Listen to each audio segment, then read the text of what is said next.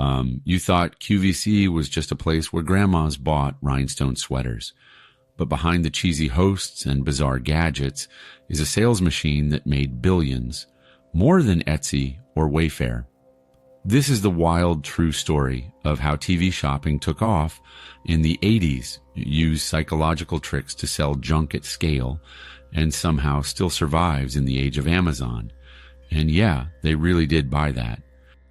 It starts with a man in a shiny blazer, grinning like he just discovered electricity, holding up what looks like a glow-in-the-dark toothbrush that also folds your laundry. He's shouting into the camera, phones are ringing, and viewers at home, yes, real people, are buying. A lot. That exact product, it sold millions.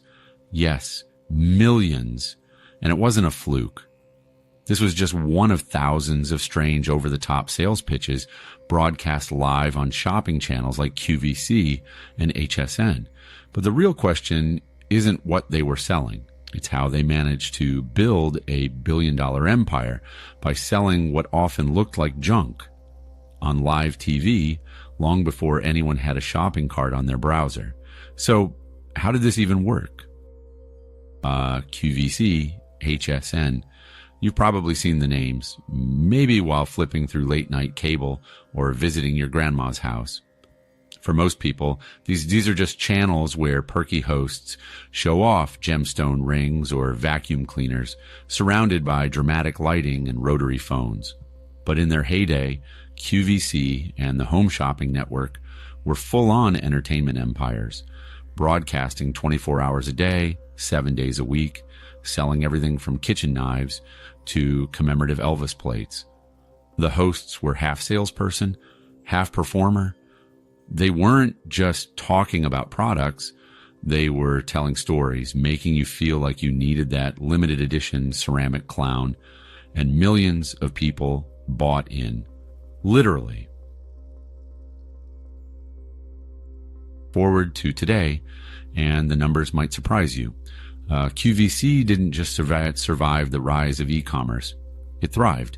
Its parent company, Qurate Retail Group, pulls in over $11 billion a year. That's more than Etsy, more than Wayfair, more than Pinterest, all from a format that many wrote off as outdated decades ago.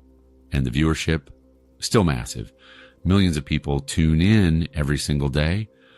While the tech world chases the next big thing in live stream commerce, QVC and HSN have been doing it since the Reagan years, only with landlines instead of likes. It's not just a legacy brand, it's a sales machine that figured out how to sell long before the internet did. The story starts in Clearwater, Florida in 1982. Local radio station owner Bud Paxson had a problem. He was owed money by a small electronics company, and instead of cash, they offered him a bunch of can openers, literally.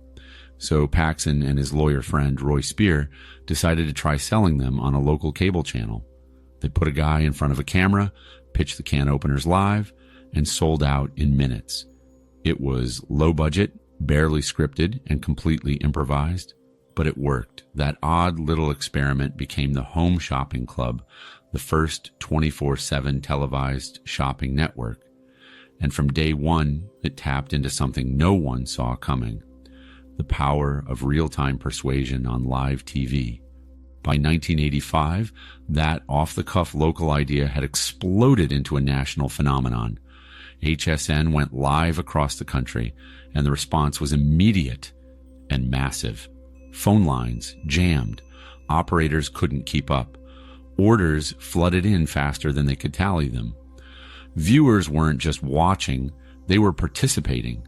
And there were no scripts, no second takes. It felt were raw, spontaneous, and personal. One early host later said, "We were just making it up as we went." But that was part of the magic. People trusted it because it didn't feel rehearsed. It was happening right now, and you could be a part of it. That urgency, that unpredictability, turned home shopping into a national obsession. In 1986, just as HSN was exploding, a new player entered the scene, QVC. And this one had a plan. It was founded by Joseph Siegel, the same marketing genius who built the Franklin Mint, known for selling collectible coins and presidential busts to patriotic boomers. Siegel looked at HSN's chaotic charm and thought, what if we added polish? QVC wasn't winging it. It brought in higher-end brands, professional production, and hosts who followed a script, not just vibes. But Siegel's real obsession was trust. He banned hard selling and demanded honesty. If a product had flaws, they had to say so. The goal wasn't just to sell, it was to connect. And viewers, especially women over 40, responded. QVC felt safer, more thoughtful, less circus, more conversation. TV shopping wasn't just loud and weird. It was a business model way ahead of its time. There were no stores, no retail rent, and in many cases, not even warehouses. Brands shipped products directly to customers after the orders came in. It was lean, efficient, and incredibly fast, and every second of airtime came with live data. They knew in real time what people were buying, which hosts sold best, and which words triggered the most calls. They were optimizing sales based on instant feedback years before web analytics even existed. TV shopping was basically e-commerce with a landline. The phones were the cart, the hosts were the algorithm, and the pitch was your homepage. It wasn't dumb luck. It was a prototype of the future. Behind the glittery sets and overexcited hosts, there was a playbook. Selling on live TV wasn't just about listing product features. It was about telling a story. Hosts rehearsed their lines like actors. They built a little narrative around each item, how it would feel in your hand, where you'd use it, who you'd give it to. And everything was choreographed to a ticking clock. You'd hear, we only have 5 minutes left on this item, or we're almost sold out.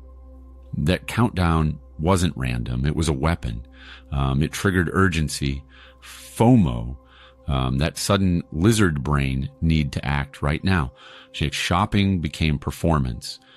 You weren't just buying a blender. You were buying the moment, the energy, the story. And that story was selling like crazy. The sales tactics weren't accidental. They were built on 3 core psychological levers: scarcity, urgency, and trust. First, scarcity. Only 200 left. Made it feel like missing out was inevitable. Second, urgency. We're almost out. Gave you seconds to decide. And third, parasocial bonding. Hosts weren't just presenters. They became familiar faces, like friends you watched every afternoon. Especially for women over 40, many of whom were stay-at-home moms or working from home, these hosts weren't just salespeople. They were companions, people who shared tips, laughed, listened. That emotional connection made the pitch feel personal. You weren't being sold to, you were being helped. And that blurred line, it worked. These weren't sales tricks, they were loyalty engines. One of the wildest things about QVC and HSN was that none of it was pre-recorded. Every product, every segment, every hour, it was all live, and that rawness became their secret weapon. When mistakes happened, like a product breaking on air or a host forgetting their lines, viewers loved it. It felt real. In one famous moment, a host actually cried while talking about a charity item, and the phones lit up. The product sold out in minutes. These moments of authenticity, of unscripted emotion, cut through the noise. In a world of polished commercials, this felt human. You weren't watching actors. You were watching people live in real time. And that sense of honesty, that's what kept viewers coming back. Not the products, the people. Let's talk about the products, because this is where things get weird. The Flowbee, a vacuum-powered hair-cutting device. Rhinestone denim jackets that looked like something from a Vegas rodeo.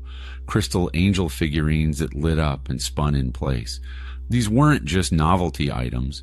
They were hits. Viewers didn't just watch them. They bought them in huge numbers. The Flowbee alone sold over 2 million units. Why? because the sales pitch worked. These products were shown in their best light with personality and purpose. However absurd, people felt like they were in on something fun, something exclusive, and they trusted the hosts selling it. It wasn't just stuff. It was a show, a ritual, a little thrill. You won't believe what they bought, but millions did, and they loved it. What made these channels so successful wasn't just charisma. It was the tech behind the curtain. Long before digital dashboards and analytics tools, QVC and HSN had real-time sales data flowing in second by second. Every phone call, every order, it all fed back into a live control room where producers could instantly tell what was working. If a product was bombing, they'd cut it short. If it was spiking, they'd stretch the pitch or rerun it later. The hosts got earpiece updates in real time, adjusting their language, tone, and urgency mid-pitch. It was an analog feedback loop operating like a digital algorithm. Every second on air was data-driven. In a weird way, it was like being inside Amazon's brain, but in the 90s and wearing shoulder pads. As the format exploded, celebrities came running, and the channels welcomed them with open arms. Joan Rivers launched a jewelry line on QVC that earned over $1 billion. Suzanne Summers built an empire of beauty and fitness products. Richard Simmons danced his way through housewares and weight loss kits. This wasn't just a side hustle, it was a new kind of fame.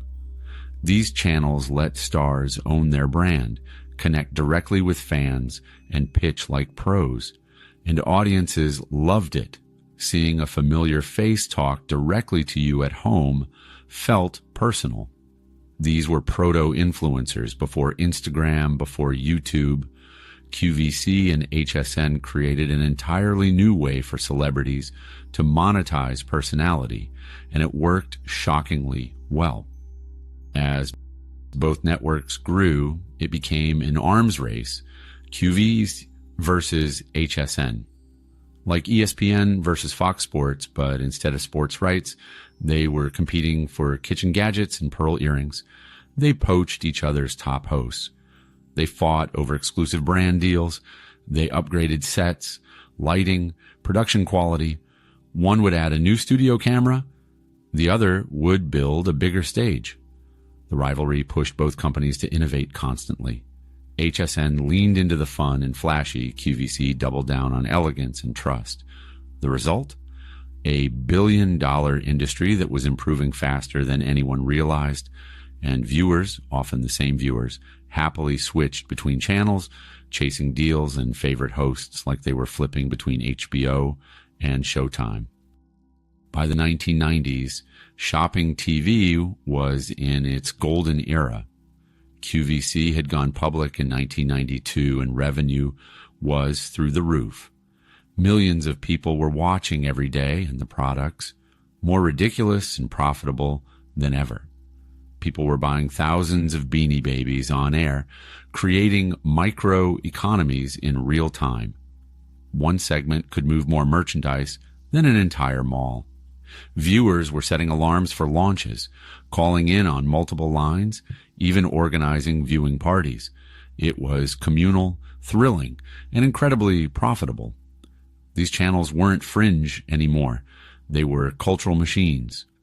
In the same breath as Blockbuster and Toys R Us, QVC was shaping how America spent its money.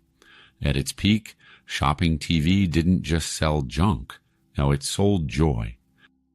By the late 90s, home shopping had become a punchline. Late-night hosts cracked jokes about it. Saturday Night Live ran parodies of overly excited hosts selling vibrating belts or velvet paintings. It was easy to mock the dramatic voices, the questionable products, the bizarre enthusiasm for commemorative coins. But while TV comedians were roasting it, QVC and HSN were quietly raking in billions. The joke, as it turns out, was on everyone else. Because while pop culture dismissed it as cheesy, shopping TV was mastering emotional sales, real-time data, and direct-to-consumer logistics long before Silicon Valley caught on. Underneath the rhinestones and canned applause was a wildly efficient, insanely profitable machine, and the more people joked, the more it sold. Somehow, it worked better because it looked ridiculous. Then came the internet. The early 2000s brought eBay, Amazon, and later Shopify, and analysts were quick to call time of death on shopping TV. Why would anyone wait for a lipstick demo on cable when you could buy it online in seconds? It looked like the old guard was doomed, but QVC didn't just sit back. They moved fast. They launched an e-commerce site early. They built digital infrastructure, tested video on demand, and leaned into their strength: trust. Instead of chasing a younger audience, they doubled down on the ones who still wanted a curated experience. They didn't try to beat Amazon at logistics. They bet on emotion, storytelling, and habit, and it paid off. By the 2010s, QVC and HSN weren't just TV channels anymore. They were multi-channel ecosystems. They launched mobile apps. They live-streamed shows on Facebook. They introduced loyalty programs and exclusive online deals. And they embraced the one demographic most digital retailers ignored: older shoppers. These were customers who didn't want to scroll endless product pages. They wanted someone they trusted to walk them through it, and QVC gave it to them, blending entertainment with convenience. Even the hosts evolved from salespeople to influencers with real followings. It wasn't just TV anymore. It was everywhere. And it worked because they knew how to sell in a way that didn't feel like selling. Here's the twist no one saw coming. QVC and HSN didn't just survive the e-commerce revolution, they thrived. Their parent company, Qurate Retail Group, became a top 10 e-commerce player in the U.S. By 2020, revenue hit $14 billion. Yes, billion. With a massive boost during the pandemic when people were home and craving comfort. That's more than Etsy, more than Wayfair, more than Pinterest. And they did it by staying true to what worked: trust, familiarity, and a curated experience that didn't overwhelm. In a world of cold algorithms and endless options, QVC felt like a friend showing you something fun. And that's still a powerful way to sell. What's wild is that the tactics QVC pioneered never went away. They just moved platforms. Scroll through TikTok Live or Instagram Reels today, and you'll see hosts using the exact same techniques: urgency, scarcity, parasocial bonding. Only 200 left has become selling fast. Call now, turned into link in bio. Influencers today are doing what shopping TV hosts did decades ago, turning trust and attention into revenue. It's the same emotional pitch, just with better lighting and hashtags. Shopping TV wasn't some outdated relic. It was a blueprint. And if anything, its lessons feel more relevant now than ever. Because no matter the platform, people still buy from people they feel like they know. Long before Silicon Valley coined terms like user experience and customer journey, TV shopping had already cracked the code. They understood something tech companies took decades to learn. People don't just buy products, they buy emotion. They buy trust. They buy connection. Watching QVC or HSN wasn't just about snagging a deal. It was about spending time with someone who felt like a friend, someone who told a story, made you laugh, and helped you feel seen. These weren't salespeople. They were companions, and that made all the difference. While the rest of the retail world chased transactions, home shopping created relationships, and that, more than anything, was their secret weapon. So, what can today's marketers learn from QVC? It's not about flashy tech or viral hacks. It's about speaking clearly, building trust slowly, and selling through stories. Every great pitch on QVC had a narrative arc, who this is for, why it matters, how it fits into your life. It wasn't transactional, it was personal. And over time, those small, consistent moments built loyalty that lasted decades. That's why a brand like QVC still thrives in a world of one-click checkouts. As one former producer put it, QVC didn't just sell products, they sold belonging. And in a noisy, crowded market, belonging is harder and more powerful than ever. So, who's actually watching these channels today? Turns out it's still the same backbone audience, women over 45. Loyal, high spending, and deeply engaged. But here's the twist. Gen Z is starting to tune in, too. Not to QVC proper maybe, but to its spiritual successors. TikTok lives, Instagram drops, YouTube haul videos.